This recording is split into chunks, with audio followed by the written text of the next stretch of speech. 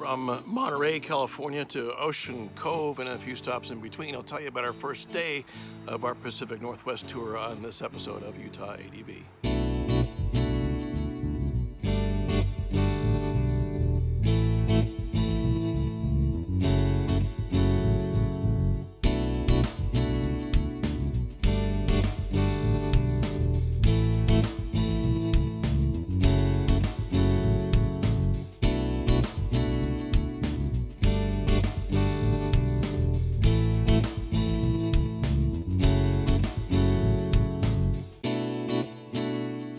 Hi, welcome back to Utah ADV. I'm Eric Young, and I'm glad to have you along with us.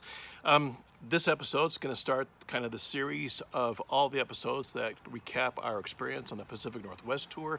This one dealing with our ride from Monterey, California to Ocean Cove, California, and a few stops in between. We started that on the 15th of June, which was a Monday. The day before, though, on the 14th, we went on a little test ride from Monterey down to Lucia. Where we had a great lunch with our newfound friend, Brian Elefritz. He joined us on the ride. He rides a Tiger as well. He's got a newer Tiger 800 XC, I think.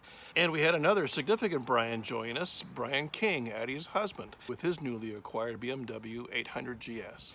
On the way back was incredibly windy, which gave Addie a run for her money and I guess a taste of what was to come, especially riding a Triumph XC without a windscreen. It never arrived before our departure date, and so she did the entire ride without one. But that was a great ride on the 14th, and then and that brought us up to our departure time on Monday morning.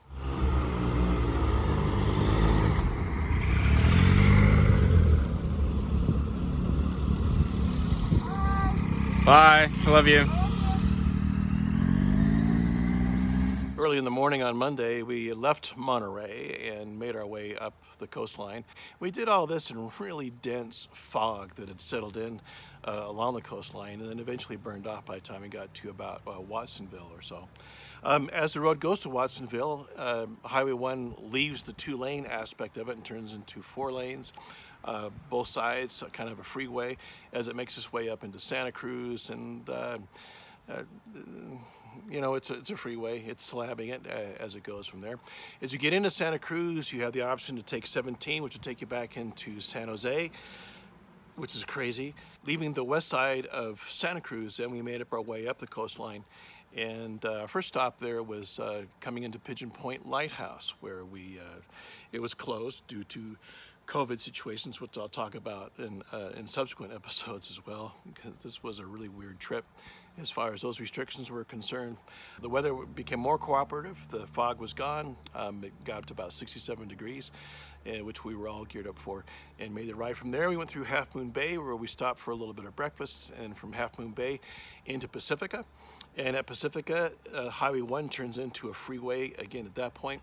And about 3 miles into that, we took the Skyline Drive exit and stayed on the west side of San Francisco, going up the coastline there, mainly just to avoid anything that might be going on in terms of protests and such that might be happening anywhere near Highway 1 as it cuts through the city and through Presidio.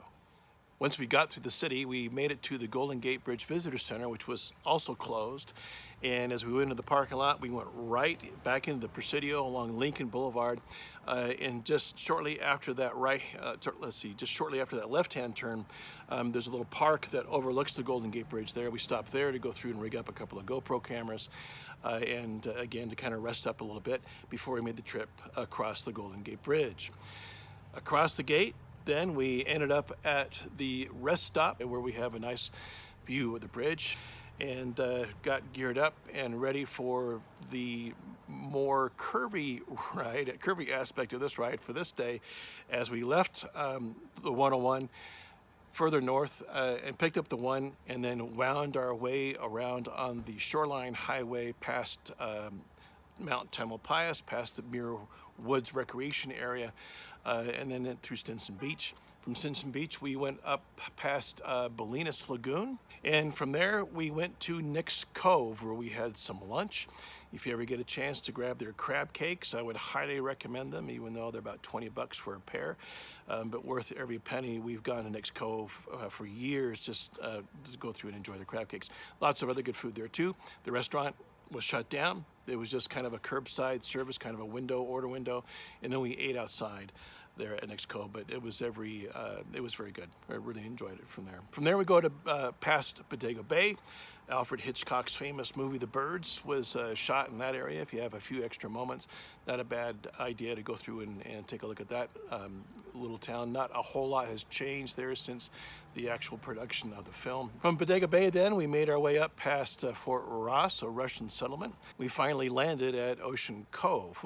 Our original intent was to go all the way up to Gualala Beach, but we were hammered by the time we got to the Ocean Cove area. There was a nice little campground there. We decided to turn around and find a spot, set up our tents, and enjoy what was left of the afternoon. Had an amazing view of the ocean and the cove itself from that point.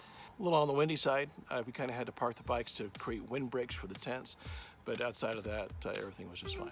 On the next episode, we go from Ocean Cove all the way up to Eureka, California, with a real wild detour somewhere in between. I'll tell you all about that in the next episode.